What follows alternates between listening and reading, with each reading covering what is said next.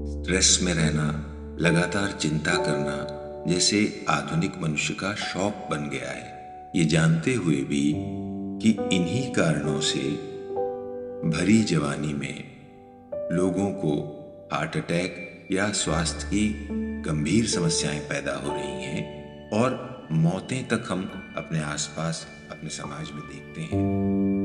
आदमी शरीर का इस्तेमाल एक गुलाम की तरह करना चाहता है कि हम कितना ही स्ट्रेस, कितने ही दुख, कितनी ही चिंताएं उस शरीर में डालते जाएं या कितनी ही उत्तेजक, मसालेदार और अपचने वाली सामग्री उसके अंदर डालते जाएं और ये गुलाम बेचारा हमेशा हमारी सेवा में तत्पर रहे, उफ भी न करे कि मन को स्वार्थों की विषैली गुफा से खींचकर शरीर की प्राकृतिकता में स्थित करना होगा।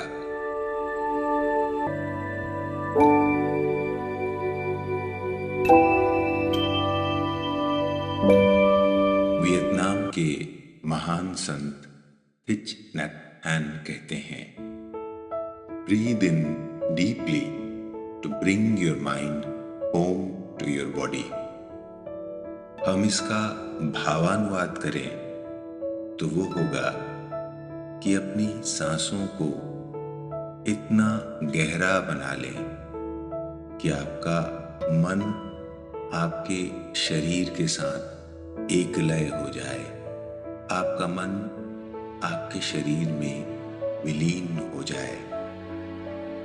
आज के ऊर्जा संवाद में आपका स्वागत है और आज की बातचीत महान संत थिच नैत हैन को जानने से हम शुरू करते हैं। थिच नैत हैन उन दुर्लभ मनुष्यों में से है जो एनलाइटेंड होते हुए भी लाइमलाइट से अपने आप को भरसक बचाते रहे। इसीलिए बहुत संभव है कि आपने उनका नाम नहीं सुना हो। वियतनाम में पैदा हुए इस संत ने युद्ध के दौरान अहिंसा और शांति के लिए गंभीर प्रयास किए, लेकिन युद्ध के बाद बनी सरकार को उनका महत्व और जनता में उनकी लोकप्रियता रास नहीं आई तो उनको निर्वासित कर दिया गया और उन्होंने अपना शेष जीवन फ्रांस में बिताया। लेकिन वो आजन्म अहिंसा, शांति और मानवता के लिए काम करते रहे। इसीलिए उन्हें नोबेल शांति पुरस्कार के लिए नॉमिनेट भी किया गया। उनकी 100 से अधिक किताबें हैं, लेकिन सबसे पहले तो हम आत्मा की गहराई से उनको प्रणाम करना चाहते हैं इस स्वर्णिम सूत्र के लिए, क्योंकि ऐसे उदाहरण बहुत कम हैं कि एक चंद शब्दों के सूत्र में न सिर्फ एक समस्या, एक बात, एक विचार सामने रखा गया है, बल्कि उस समस्या का समाधान भी है, मार्ग भी है, राह भी है। और अगर कोई चलना चाहे तो इन 3-4 छोटे छोटे वाक्यों से अपने पूरे जीवन को बदल सकता है। परम आत्मा या परम शांति तक अपनी यात्रा इन्हीं सूत्रों की उंगली पकड़कर कर सकता है। तो उनके इस वचन के शब्दानुवाद के साथ हम ये यात्रा शुरू करते हैं और भावानुवाद तक पहुंचकर हम इस यात्रा को संपूर्ण करेंगे। और इस स्वर्णिम सूत्र का शब्दानुवाद होगा कि अपनी सांसों को इतना गहरा बनाइए कि आपका शरीर आपके मन का घर बन जाए। तो क्या ये सूत्र कहना चाहता है कि हमारा शरीर हमारे मन का घर नहीं है? और अगर शरीर नहीं है तो हमारे मन का घर कहाँ है? हमारा मन कहाँ रहता है, कहाँ रमता है?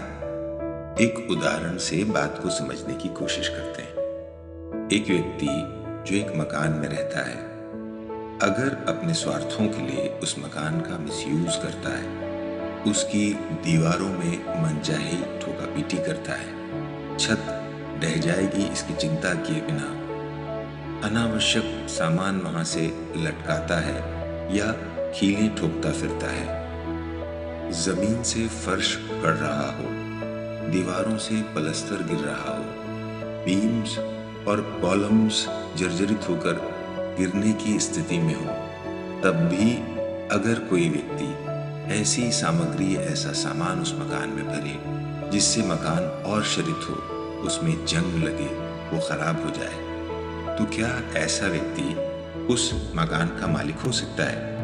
क्योंकि मकान का मालिक तो अपने मकान की चिंता करेगा, मकान में रंग रोगन करवाएगा, उसका सही मेंटेनेंस करने की कोशिश करेगा ताकि वो ज्यादा से ज्यादा समय तक सुदृढ़ बना रहे, उसकी मजबूती कायम रहे। लेकिन क्या हम अपने शरीर रूपी मकान के साथ ऐसा सद्व्यवहार कर रहे हैं कि हमें उसका सच्चा स्वामी कहा जाए? अगर ऐसा है तो आदमी के खान पान में, चाहे वो चाट पकौड़ी हो, समोसे हों या स्विग्गी जोमेटो से लगातार मंगाए गए खाद्य पदार्थ हों या फिर घर में ही खूब मसाले डालकर बनाई गई खाद्य सामग्री हो, ये सब आदमी क्यों पसंद करता है और अपने शरीर में क्यों झोंकता है, जबकि उसे अच्छे से मालूम है कि इन सब चीजों से उसका शरीर जर्जरित होगा। इसके अलावा स्ट्रेस में रहना, लगातार चिंता करना जैसे आधुनिक मनुष्य का शौक बन गया है, ये जानते हुए भी कि इन्हीं कारणों से भरी जवानी में लोगों को हार्ट अटैक या स्वास्थ्य की गंभीर समस्याएं पैदा हो रही हैं और मौतें तक हम अपने आसपास, अपने समाज में देखते हैं। लेकिन फिर भी आदमी स्ट्रेस और एंजाइटी से पल्ला झाड़ने को तैयार नहीं है। और इन्हीं कारणों से हम कहना चाहते हैं कि मन का सच्चा घर शरीर नहीं है, बल्कि मन तो स्वार्थों के घर में रह रहा है। मन तो शरीर का इस्तेमाल कर लेना चाहता है, जैसे वो अपना नहीं किसी और का है। आदमी शरीर का इस्तेमाल एक गुलाम की तरह करना चाहता है कि हम कितना ही स्ट्रेस, कितने ही दुख, कितनी ही चिंताएं उस शरीर में डालते जाएं या कितनी ही उत्तेजक, मसालेदार और अपचने वाली सामग्री उसके अंदर डालते जाएं, और ये गुलाम बेचारा हमेशा हमारी सेवा में तत्पर रहे, उफ भी न करे। तो थिच नैट हैन का ये स्वर्णिम सूत्र सबसे पहले तो हमको हमारी प्राकृतिक स्थिति की याद दिलाता है, जिसे हम ही नहीं, जैसे पूरा समाज ही भूल चुका है, कि मन को स्वार्थों की विषैली गुफा से खींचकर शरीर की प्राकृतिकता में स्थित करना होगा। यही स्वस्थ जीवन जीने की रीत है और पहली सीढ़ी है। तो सांसों के जरिए कैसे शरीर हमारे मन का घर बनेगा और हम परम स्वास्थ्य को या परम आनंद और शांति को कैसे पाएंगे और श्वासों को कैसे इंस्ट्रूमेंट की तरह, कैसे विधि की तरह हम इसके लिए प्रयोग कर सकेंगे, इस बात तक हम आएंगे। लेकिन पहले शरीर और मन का जो सुंदर संबंध होना चाहिए वो कितना अप्राकृतिक हो गया है हमारी कंज्यूमरिस्टिक सोसाइटी की कंडीशनिंग के कारण, हमारी उपभोक्तावादी भोग करने की स्वार्थी इच्छा के कारण। इसे हम जितने गहरे समझेंगे उतने ही गहरे हमारे भीतर थिच नैट हैन का ये स्वर्णिम सूत्र उतरेगा और तभी वो जीवन के लिए रूपांतरणकारी होगा, वरना वो इंटेलेक्चुअली बुद्धिगत बात बन के रह जाएगा और हम चार लोगों को बताने के अलावा उसका कोई फायदा नहीं उठा पाएंगे। जरा सोचिए, किसको नहीं पता है कि पृथ्वी का तापमान लगातार बढ़ रहा है और अगले 50 सालों में ये 4 डिग्री तक बढ़ जाएगा। और 4 डिग्री सुनने में आपको बहुत कम लगे तो याद कीजिए कि 99 डिग्री से 4 डिग्री ही तापमान बढ़ता है तो आदमी की स्थिति मरणासन्न हो जाती है। वो बुखार में तपने लगता है। तो धरती को बुखार चढ़ गया है, लेकिन हम में से कितनों को उसकी चिंता है। और पूरी मनुष्य प्रजाति ही समाप्त हो सकती है, ये बात जानकर भी हम बड़ी आसानी से अपना स्वार्थमय कंज्यूमरिस्टिक जीवन, भोगवादी जीवन जिए जा रहे हैं। इसका क्या मतलब है? इसका सीधा मतलब ये है कि हम ये बर्बादी, ये विनाश अलाउ कर रहे हैं। लेकिन इतनी मूढ़ता कोई सजग बुद्धिमान मनुष्य कैसे कर सकता है? अगर पूरी मनुष्य प्रजाति को, अगर हम एक मन माने और इस धरती को उस मन को धारण करने वाला शरीर माने, तो बात स्पष्ट हो जाएगी कि जैसे हम अपने शरीर को कंज्यूम करना चाह रहे हैं, उसका मिसयूज करते रहते हैं अपने स्वाद के लिए, अपनी वासनाओं के लिए, अपने लाभ के लिए, उसी तरह धरती रूपी शरीर का इस्तेमाल भी मनुष्य समाज बिल्कुल अपने स्वार्थों के दोहन के लिए कर रहा है और शरीर की चिंता जरा भी नहीं कर रहा है। तो अपने शरीर से लेकर मनुष्यता के शरीर यानी इस धरती तक का बुरा हाल हमारे स्वार्थमय मन ने कर रखा है। और इसी स्वार्थी मन के कहने पर इंसान ने तमाम सुख सुविधाएं तो जुटा ली हैं। भोग की तमाम सामग्रियों को रात और दिन जमा करने में और उनका उपभोग करने में इंसान ने अपने आप को लगा तो रखा है। लेकिन आश्चर्य की बात कि इतना सब करने के बाद भी उसे सुख और शांति मिल नहीं पा रहे हैं। जीवन तनाव, व्यथा और दुख से भरता जा रहा है। थिच नैत हैन इसी व्यथा, इसी दुख को दूर करने के लिए एकदम सहज सरल उपाय बता रहे हैं।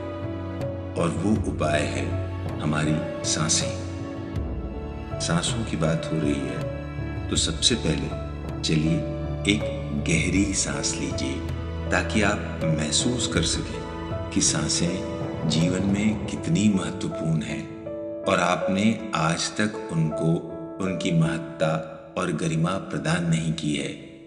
तो एक गहरी सांस अपने फेफड़ों में भरें और उसे रोक लें और रोकते हुए इस बात को अनुभव करें कि जिस क्षण ये सांस आना बंद हो जाएगी उस क्षण जीवन भी आपके अंदर स्पंदित होना बंद हो जाएगा। यानी जब तक सांसें हैं तब तक जीवन है। तो सांसें वो डोर है जिसके जरिए हम परमात्मा से बंधे हुए हैं और परमात्मा के द्वारा लगातार दी जा रही इस अद्वितीय शक्ति, इस सुंदरतम भेंट के प्रति हम जरा भी गंभीर नहीं हैं, जागृत नहीं हैं। सांसों का स्वागत हमने कभी किया नहीं। परमात्मा को इन सांसों के लिए, सांसों के जरिए पाए जाने वाले जीवन के लिए कभी धन्यवाद दिया नहीं। तो चलिए आज और अभी हम ये काम करते हैं और थिच नैत हैन के इस वचन की सार्थकता को परखते हैं। सांस लेने और छोड़ने में कोई जोर नहीं लगाना है। प्राणायाम की तरह का कोई खींचतान, कोई जोर जबरदस्ती बिल्कुल ही नहीं करनी है। सिर्फ आती हुई सांसों को और जाती हुई सांस को देखना है, शांति के साथ, सजगता के साथ देखना है। और सांसों के प्रति जागृत होते ही आप पाएंगे कि अचानक मन स्थिर होना शुरू हो जाएगा, यानी उसका विचलन कम होना शुरू हो जाएगा। मन में शांति का घर बनना शुरू हो जाएगा। वो चमत्कार जो आज तक नहीं हुआ वो अब होना शुरू हो जाएगा। यानी आपका शरीर आपके मन का घर होना शुरू हो जाएगा। सिर्फ ये जानकर, ये महसूस करते हुए सांसों को लीजिए, सांसों के प्रति सजग हो जाइए, आभार से भर जाइए, क्योंकि सांसें आपके और परमात्मा के बीच बंधा हुआ धागा है। सांसों से परमात्मा लगातार जीवन की ऊर्जा आप में, आपके रूप में जो मनुष्य जीवित है उसमें भेज रहा है, उसमें प्राण फूंक रहा है प्रतिक्षण।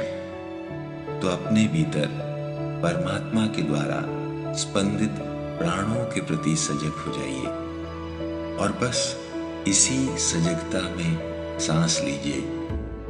इसी सजगता को बुद्ध ने विपश्यना कहा है, यानी मन के इधर उधर के भटकाव को रोककर जीवन की रचनात्मक शक्ति में केंद्रित होने को कहा है। और इसके लिए आपको कुछ नहीं करना है, सिर्फ आती हुई और जाती हुई सांसों के प्रति सजग हो जाना है।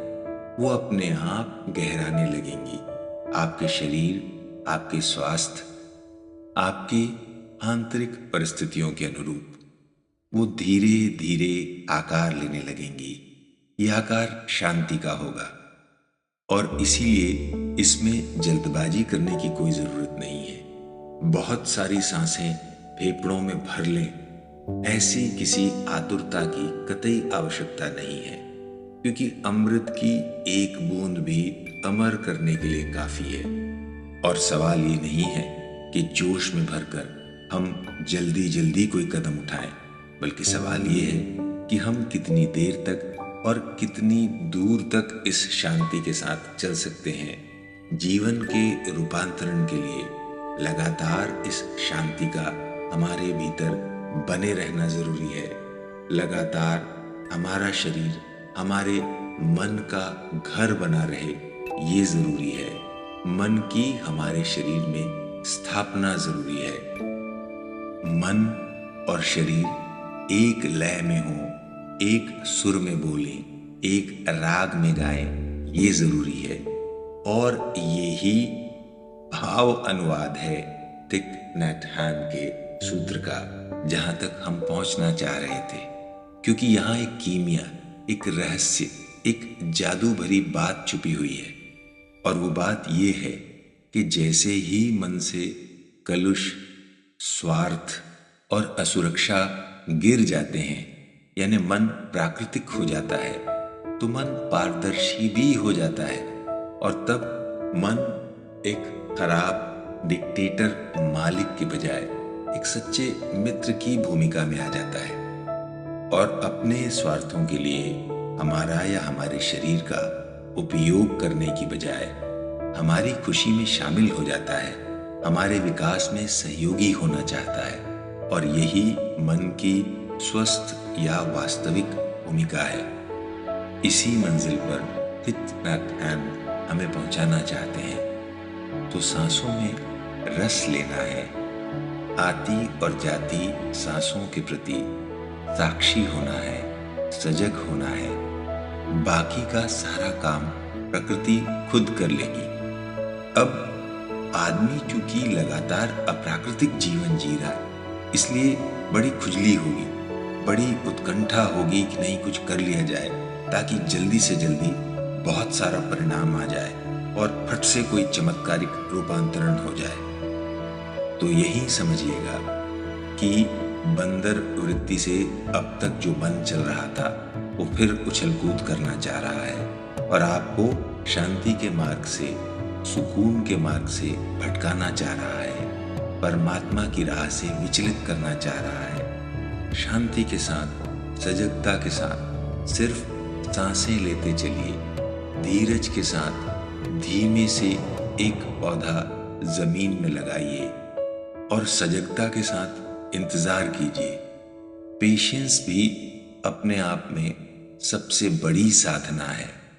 पेशेंस शांतिपूर्वक, धैर्यपूर्वक, सजगतापूर्वक, और पेशेंस का या धैर्य रखने का सिर्फ इतना ही मतलब या उसकी इतनी ही जरूरत है कि मंकी माइंड शांत हो जाए। ये जो बंदर लगातार उछलता कूदता रहा है पिछले 30, 35, 25 या 40 सालों में, उसकी उछल कूद को रुकने देने का नाम धैर्य है।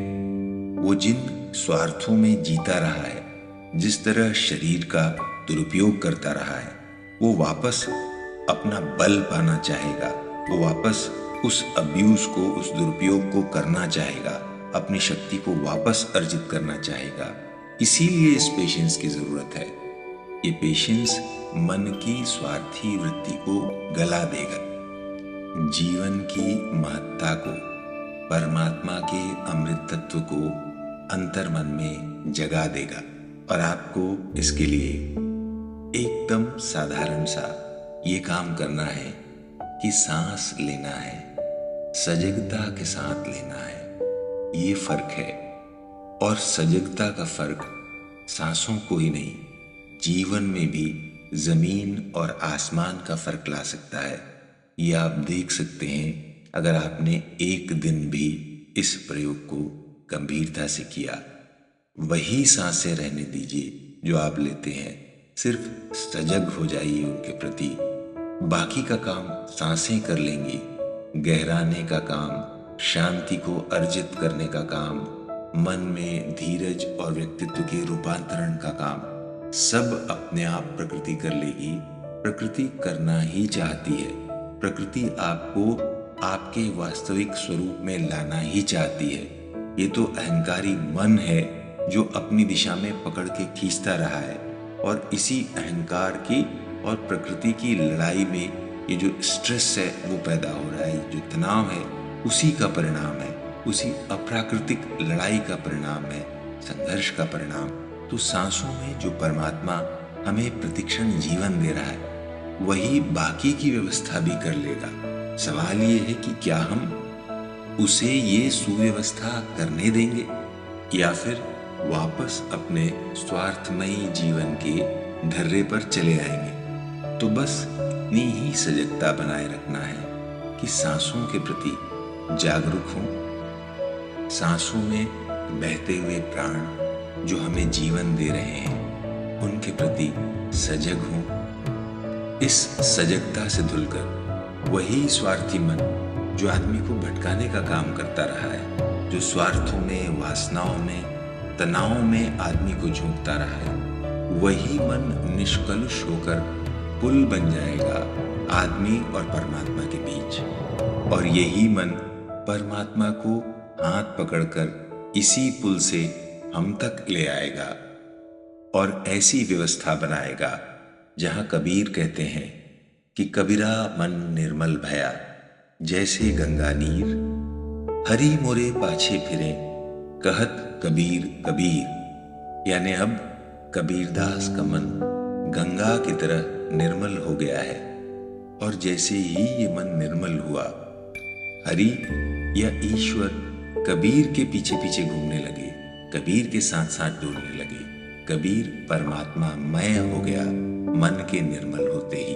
और मन को निर्मल करने के लिए सांसें वो झरना है जहां से आप मन के कलुष को धो सकते हैं। सिर्फ सहज सांसें, सिर्फ सजग सांसें, सिर्फ बोध पूर्वक सांसें परमात्मा तक पहुंचने का मार्ग बन सकती हैं, जीवन में शांति का आधार बन सकती हैं।